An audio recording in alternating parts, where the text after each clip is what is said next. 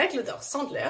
Aujourd'hui, on va voir la règle d'or numéro 21 sur adieu les réunionitis et bonjour les réunions efficaces. Donc, il y a beaucoup de personnes qui, en général, font partie de sociétés où on a l'habitude de se réunir. Très bien, très bonne pratique pour partager, échanger, etc. Mais beaucoup ont l'impression de revivre la même réunion, jour ou semaine après semaine. Pourquoi? Parce qu'il n'y a rien qui avance.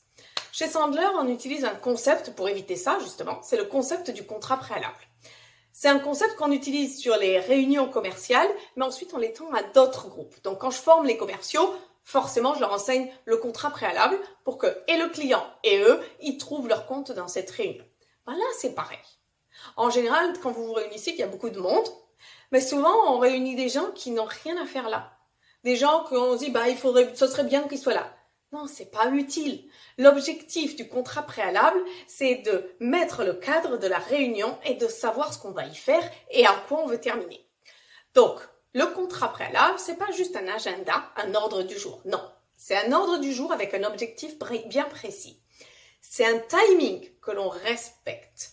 C'est également dire aux gens ce que l'on attend d'eux et dire ce que l'on va faire durant cette réunion.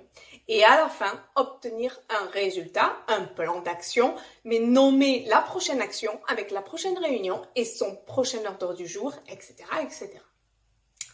Le but, c'est planifier, anticiper pour dérouler.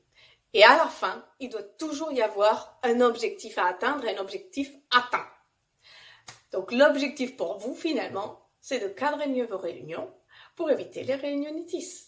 Je vous dis à très bientôt dans la règle numéro 22. Bienvenue.